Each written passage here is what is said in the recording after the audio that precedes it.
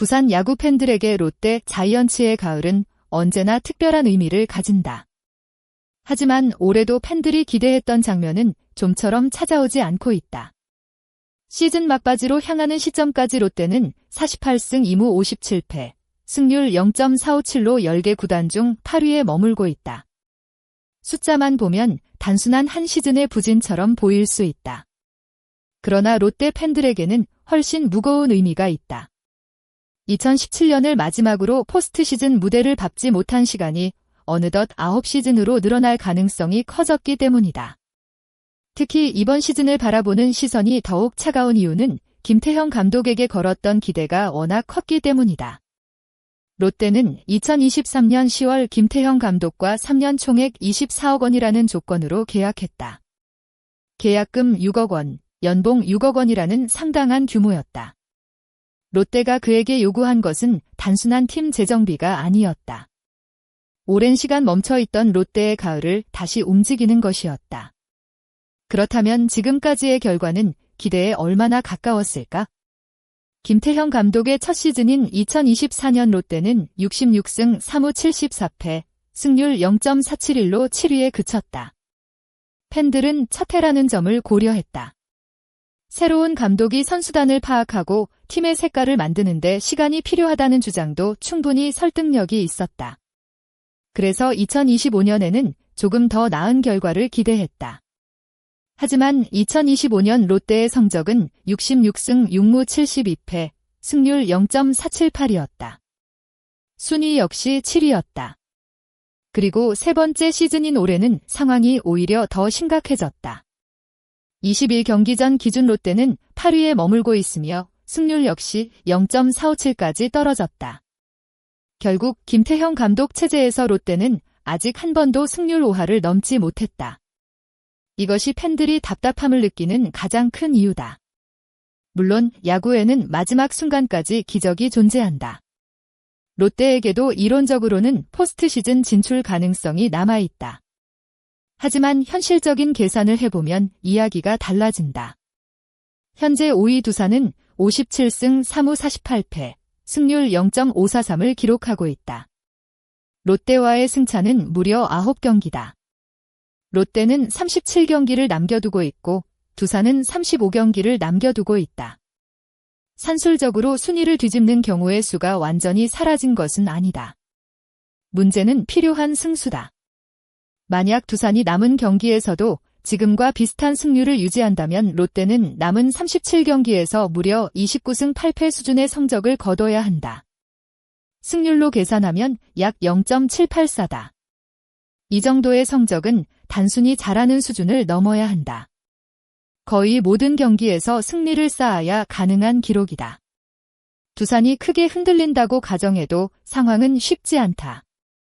두산이 남은 경기에서 15승 20패 정도로 주저앉는다고 해도 롯데는 25승 12패, 승률 0.676 정도를 기록해야 한다.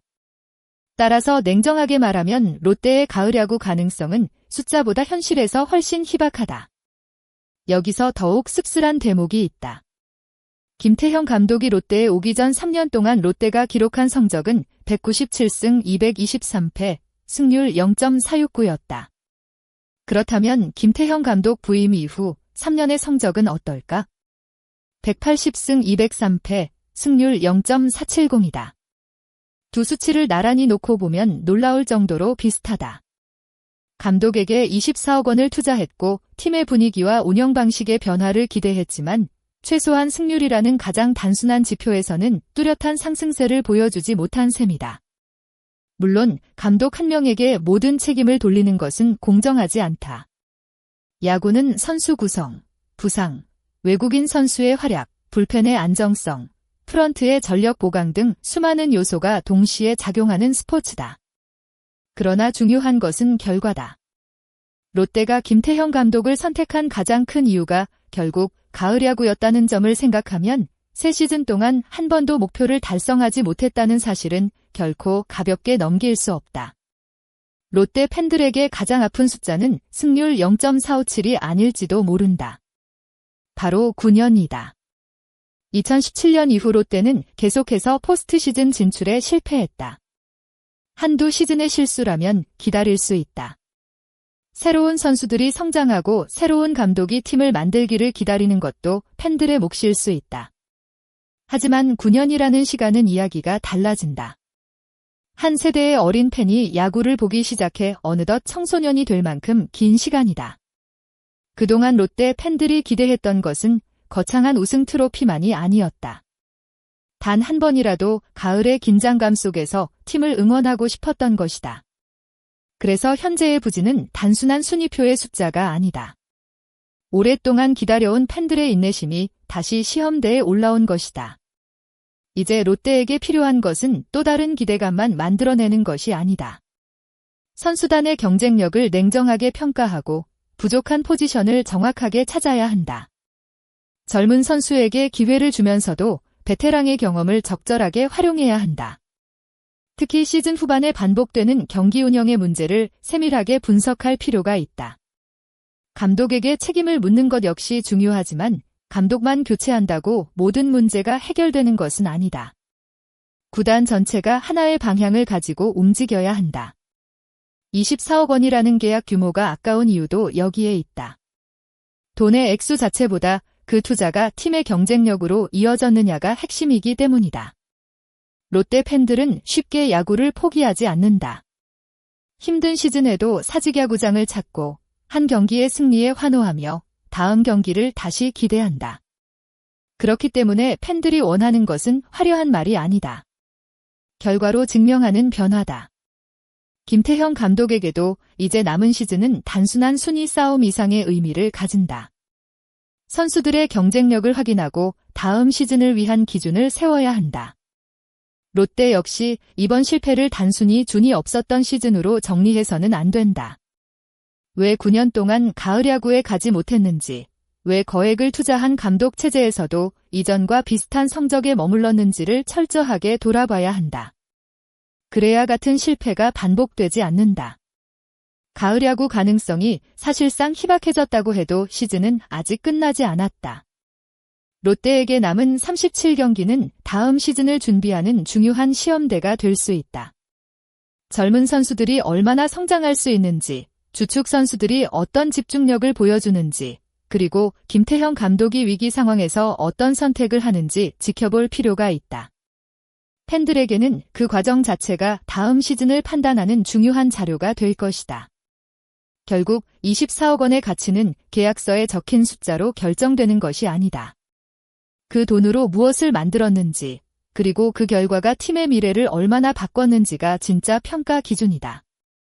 롯데가 다시 부산 팬들의 심장을 뛰게 만들기 위해서는 지금부터라도 분명한 변화가 필요하다.